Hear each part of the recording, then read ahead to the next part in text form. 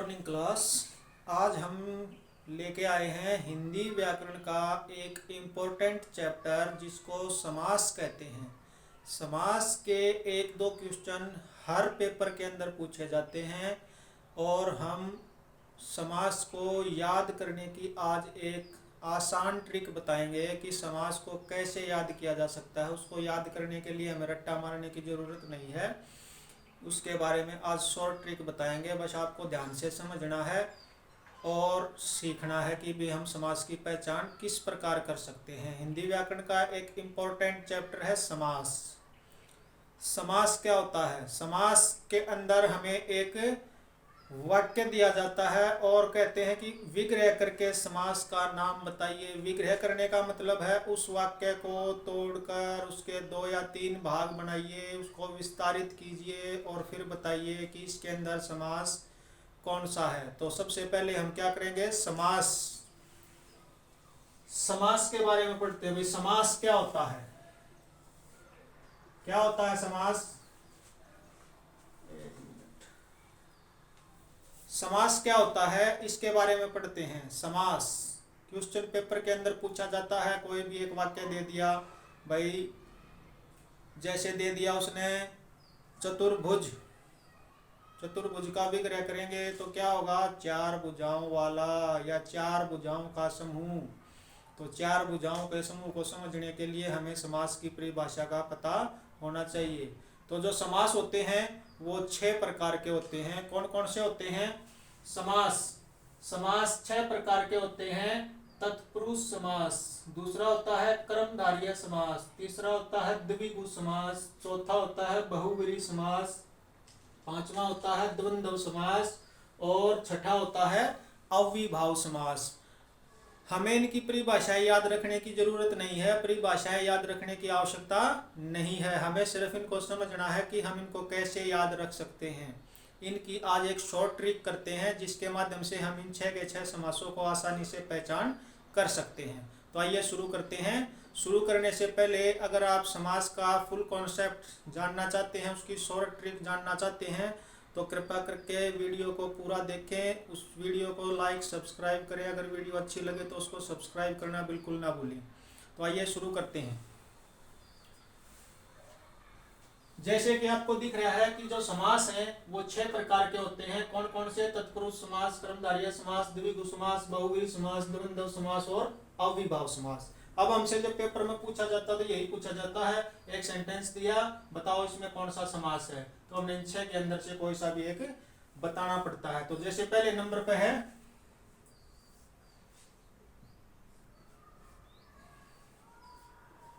तत्पुरुष समास।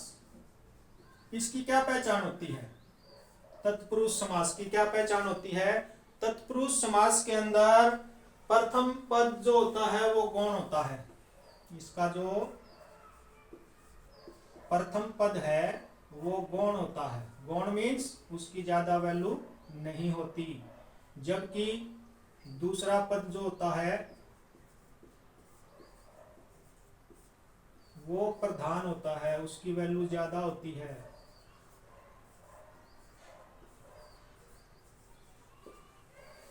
अब पूछ रहे भाई तत्पुरुष समास क्या होता है? भाई जिस समास का पहला पद जो है वो ज्यादा वैल्यू ना रखते हुए दूसरा पद जो है वो ज्यादा वैल्यू रखता है, दूसरा पद अगर प्रधान है तो ऐसा समास तत्पुरुष समास कहलाएगा। अब इसको जब पहचानेंगे तो कैसे पहचानेंगे? जैसे है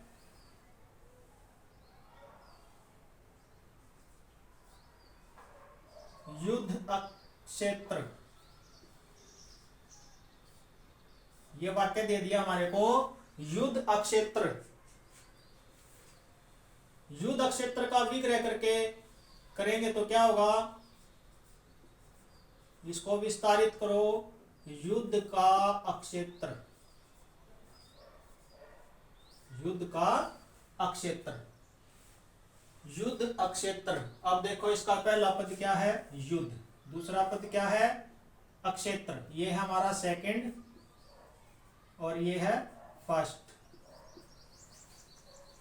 युद्ध का फर्स्ट, अब अकेला लिखेंगे युद्ध का, कोई वैल्यू नहीं है। क्या, युद्ध का क्या, अक्षेत्र, अक्षेत्र के बिना इस वाक्य की वैल्यू नहीं है, तो इसलिए हमारा जो सेकंड पद है अक्षेत्र वो प्रधान है। इस अक्षेत्र के बिना अकेले युद्ध लिखने से, युद्ध का लिखने से उसकी कोई वैल्यू नहीं निकलती। उसी टाइम पूछेंगे भाई युद्ध का, के युद्ध का, तो उसका क्या होगा, अक्षेत्र। अक्षेत्र के बिना बाकी का वाक्य पूरा नहीं होता, इसलिए अक्षेत्र जो है इसका सेकंड पद है और वो प्रधान है। और पहला पद जो है वो गौण है। पहले दूसरे पद के बिना पहले पद की वैल्यू नहीं होती, दूसरे पद के साथ ही पहले पद की वैल्यू को माना जाता है, इसलिए पहले पद को गौण कहा गया है कि अकेले पहले पद की कोई वैल्यू नहीं है जब तक उसके साथ दूसरा पद नहीं जुड़ जाता। दूसरे पद के साथ ही पहले पद की वैल्यू का पता चलता है, अकेले पहले की वैल्यू का पता नहीं चलता। इसके अलावा जैसे दूसरा है राष्ट्रपिता,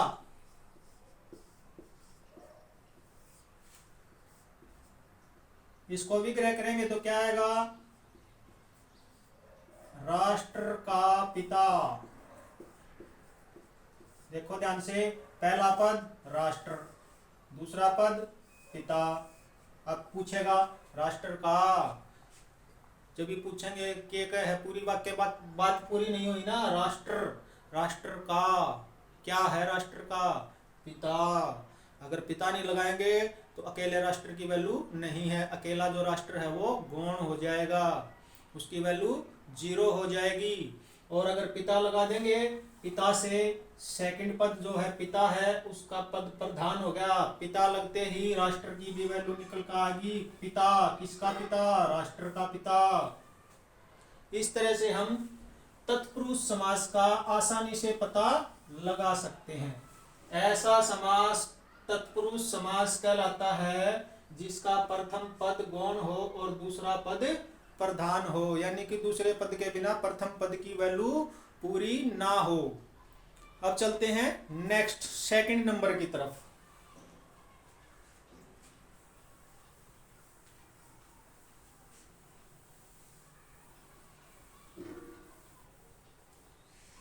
सेकंड नंबर है कर्मधारय समास।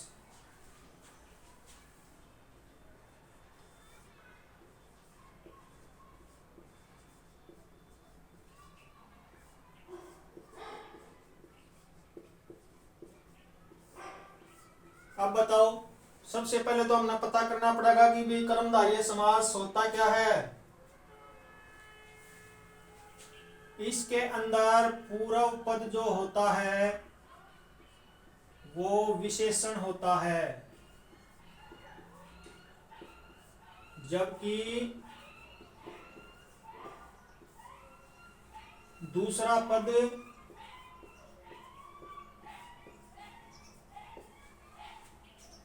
विशेष्य होता है।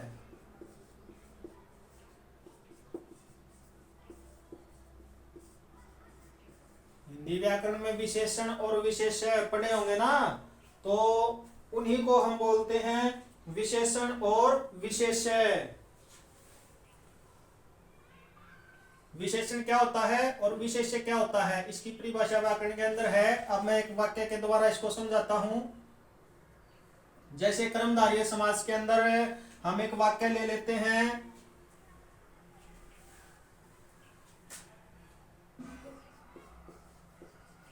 नील कमल। सबसे पहले तो हम क्या करेंगे, इसका विग्रह करेंगे, नील प्लस कमल। इसका मीनिंग क्या बनेगा, नीला है जो कमल। देखो, नील कमल, नील कमल का विग्रह किया, नील प्लस कमल। नील प्लस कमल की पूरी डेफिनेशन क्या होगी, पूरा वाक्य क्या बनेगा, नीला है जो कमल। इसको विस्तारित रूप से लिखेंगे तो क्या बनेगा, नीला है जो कमल।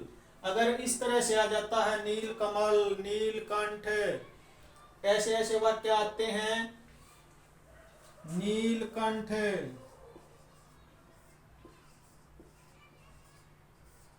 नीलकंठ का क्या होगा? नील प्लस कंठ, नीला है जो कंठ।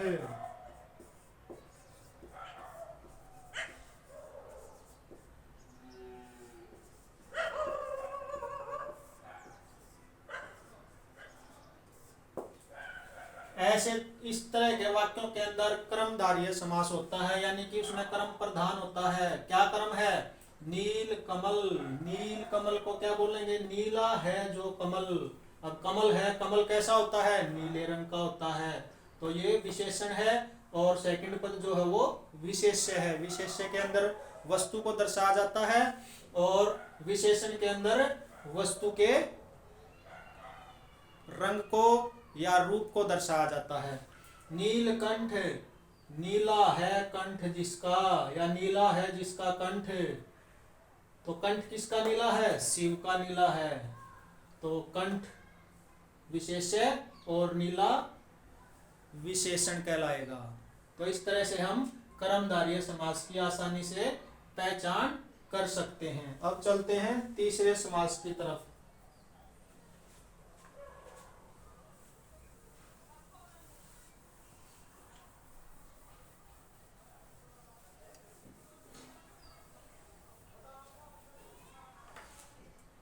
तीसरा समास क्या कहता है? द्विगु समास। नंबर 3 पे कौन सा है? द्विगु।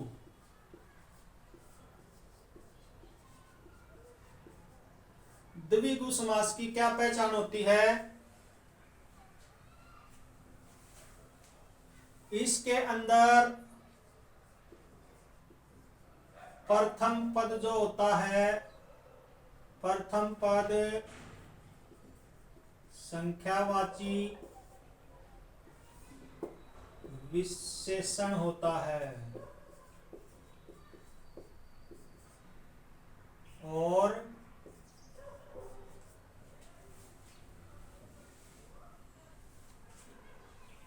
उत्तर पद या दूसरा पद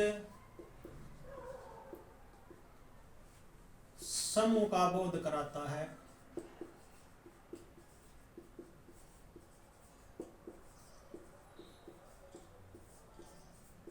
समझे? प्रथम पद संख्यावाची विशेषण होता है, यानी कि कोई संख्या दिखाएगा ये, और दूसरा पद जो होता है उस संख्या का समूह बनाएगा, समूह का बोध कराएगा। कितनी संख्या है उसका समूह बनाकर उसको दर्शाएगा। जैसे उत्तर पद समूह का बोध करवाता है।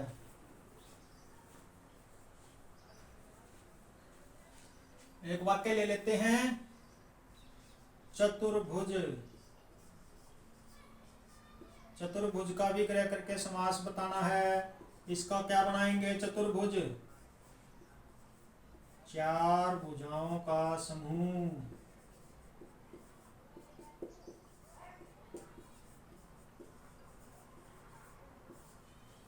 देखो, चतुर्भुज प्रथम पद संख्यावाची, प्रथम पद चार और उत्तर पद समूह दिखा रहा है। क्या है? चार भुजाएं हैं। क्या है? भुजाएं हैं, भुजाओं का समूह। ये पूरा का पूरा सेकंड पद के अंदर काउंट होगा। प्रथम पद चार को दर्शा रहा है, यानी कि संख्या को दर्शा रहा है, और जो संख्याएं होती हैं वो विशेषण होती हैं। और भुजाओं का समूह क्या है? चार। चार कुछ तो होगा, चार भैंस हैं, चार गायें हैं, चार घोड़े हैं, चार दिशाएं हैं, कुछ तो होगा ना। चार ग्रह हैं, चार उपग्रह हैं। तो वो बता रहा है भी चार भुजाओं का समूह है, चार भुजाओं का समूह है। ये चार भुजाओं को दर्शा रहा है, भुजाओं का समूह, यानी कि चार क्या है? भुजाएं हैं। इस तरह से हम द्विगु समास को पहचान सकते हैं। द्विगु समास को पहचानने का सबसे आसान तरीका है कि उसके पहले ही उसमें संख्यावाचक चिन्ह पाएगा। क्या पाएगा? संख्यावाचक नंबर मिलेगा कोई ना कोई, और बाद वाला उस नंबर के अकॉर्डिंग किसी चीज के समूह को दर्शाएगा। इससे हम द्विगु समास की पहचान आसानी से कर सकते हैं। इसका एक अवगुण भी है। अवगुण क्या है? अगर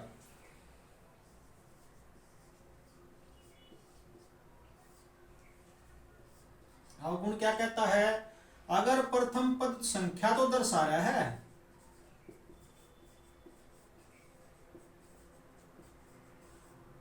प्रथम पद संख्यावाची विशेषण तो है,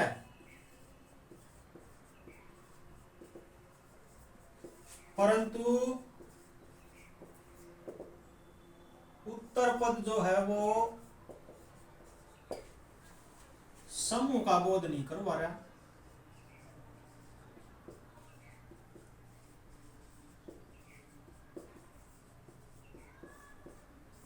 क्या है? अगर प्रथम पद संख्यावाची है तो, और दूसरा पद समूह का बोध करवा रहा है तो द्विगु समास है। अगर उत्तर पद संख्यावाची विशेषण है लेकिन उत्तर पद समूह का बोध नहीं करवा रहा है तो इस अवस्था के अंदर वो जो समास होगा वो कर्मधारय कहलाएगा। क्या कहलाएगा? कर्मधारय समास कहलाएगा।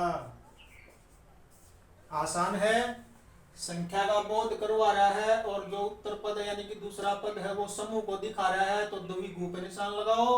अगर पहला पद संख्या तो दर्शा रहा है लेकिन दूसरा पद समूह नहीं बता रहा है तो इस अवस्था में उसको कर्मधारय के अंदर टिक मार्क कर दो, आसानी से हो जाएगा। दोनों के दोनों समझ में आ गए। अब चलते हैं तीसरे की तरफ।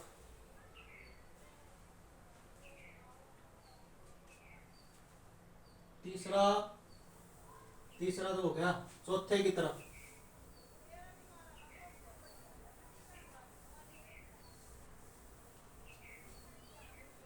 चौथा क्या कहता है?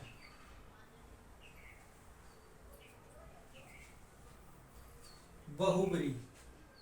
चौथा है ना,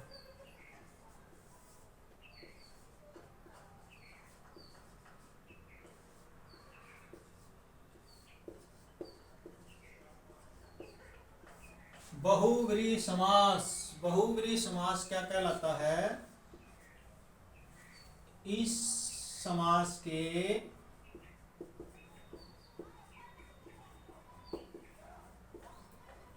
दोनों पद गौण होते हैं।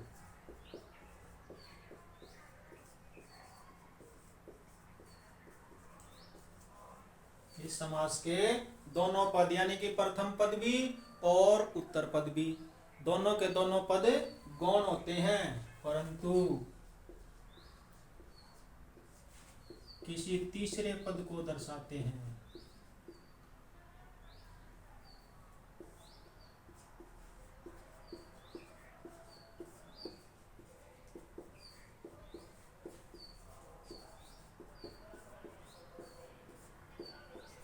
परंतु किसी तीसरे पद को दर्शाते हैं। तीसरे पद को कैसे दर्शाते हैं? जैसे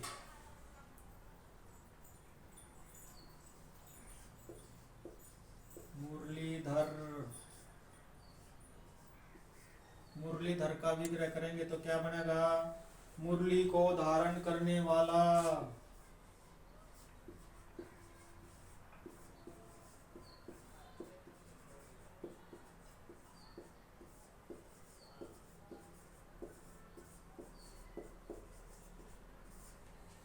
मुरलीधर, मुरलीधर, मुरली को धारण करने वाला। मुरली प्रथम पद और धारण करने वाला सेकंड पद। अब मुरली एक वस्तु का नाम है, उसको धारण करने वाला या उसको बजाने वाला कौन है? श्री कृष्ण।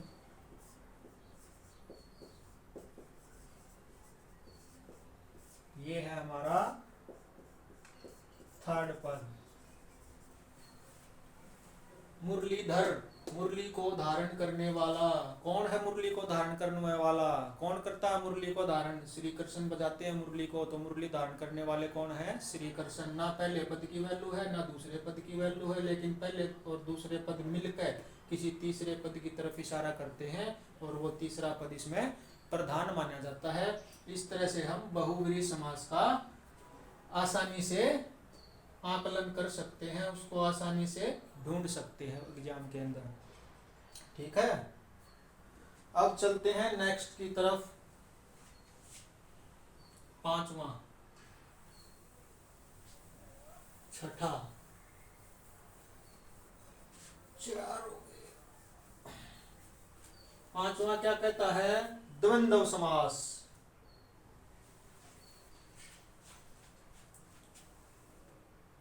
एक दो तीन चार पांच। द्वंद्व समास, ये उसका उल्टा है।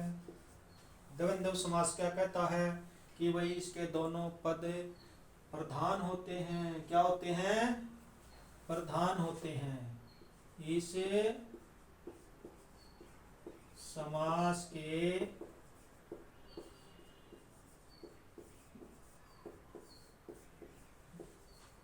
इस समास के दोनों पद प्रधान होते हैं, कोई पद गौण नहीं होता।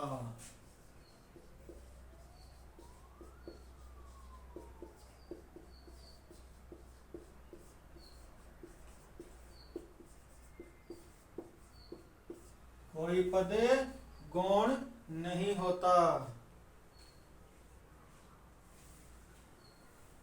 इसमें क्या पाया जाता है? समय। क्या पाया जाता है? समय या समय और या का प्रयोग मिलता है।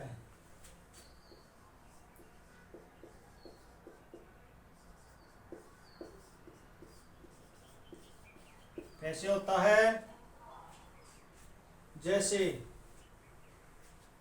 समय का, और का, या का, माता पिता।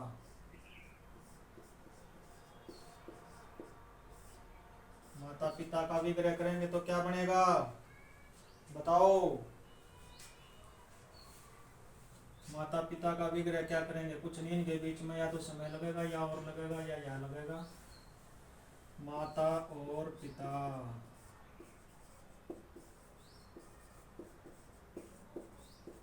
अब देखो, बीच में लग गया अन्य पद, समय और या। पहला पद माता, दूसरा पद पिता। माता की भी अपनी वैल्यू है, पिता की भी अपनी वैल्यू है, और जो है इनके बीच में जुड़ के इन दोनों को आपस में, इन दोनों का संबंध बना रहा है, माता और पिता। तो इस प्रकार से हम द्वंद्व समास को बना सकते हैं। माता और पिता,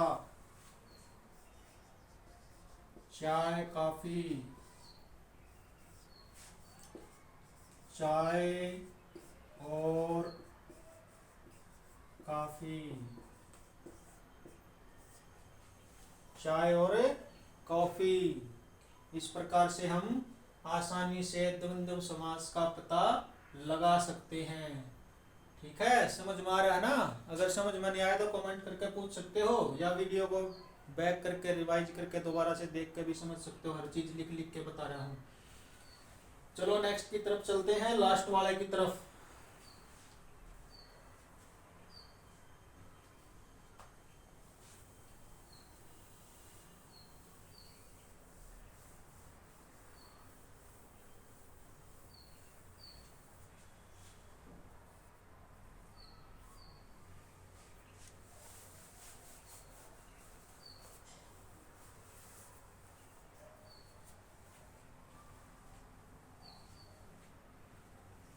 छठे नंबर पे आता है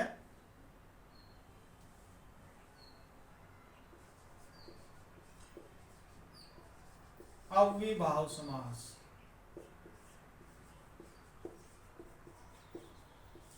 अव्ययीभाव समास के अंदर क्या होता है? अव्ययीभाव समास में प्रथम पद जो होता है वो क्या होता है? अवयव होता है। अवयव, अवयव समझते हो ना? क्या होता है? अवयव यानी कि अविकारी होता है। अव्ययीभाव समास के अंदर प्रथम पद अवयव, यानी कि अविकारी होता है।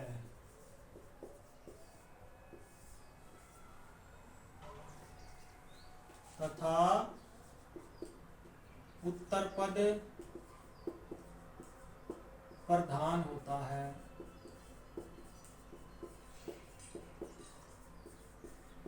अब देखो, अब मैं वाक्य से समझाऊंगा, वैसे तो थारा समझ में नहीं आएगा जल्दी ही। अविकारी या अवयव क्या होता है? जैसे यथा समय, यथा संभव,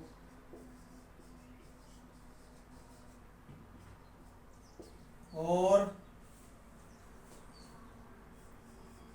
भरपेट। दो तीन वाक्यों से मैं समझाता हूं। यथा समय, यथा समय क्या होता है? समय के अनुसार। यथा संभव,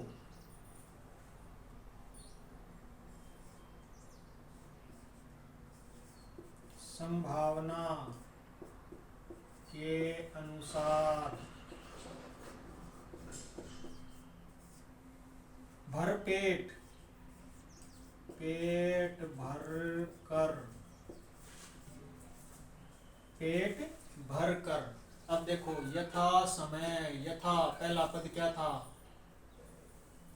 अविकारी। एक ले यथा की कोई वैल्यू नहीं है, यथा को चेंज करके हमने उसको अनुसार में कन्वर्ट कर दिया। लेकिन दूसरा पद जो था समय, समय जो है प्रधान है, वो ऐसे कैसे रहेगा? यथा समय, समय के अनुसार। यथा संभव, संभावना के अनुसार। भर पेट, पहले की वैल्यू नहीं है, दूसरे की है, पेट भर कर, यानी कि दूसरा पद जो है वो आगे आ जाएगा।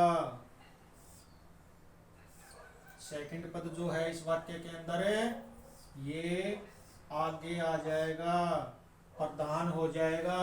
और आगे वाला पद जो है उसका मीनिंग चेंज होके पहले वाले पद के साथ जुड़ जाएगा और उसको विस्तारित करेगा। इस प्रकार से हम समास का छठा भाग अव्ययीभाव समास भी आसानी से पहचान सकते हैं। आई होप समझ में आ गया होगा सबको। तो आज के टॉपिक में बस इतना ही। आज हमने समास के बारे में पढ़ा, समास के भागों को सीखा। समास के कितने भाग होते हैं? 6 भाग होते हैं। तो इस प्रकार से आज हमने समास का टॉपिक किया है। आपको समझ में आया होगा। बाकी करते हैं नेक्स्ट क्लास में। जाने से पहले अगर आपको वीडियो अच्छी लगी हो तो लाइक, शेयर और सब्सक्राइब जरूर कर दिया करो। इससे हमें मोटिवेशन मिला है कि हम नेक्स्ट वीडियो में और जोर लगाकर और अच्छी डिटेल के साथ और ज़्यादा समझा सकें। धन्यवाद। जय हिंद।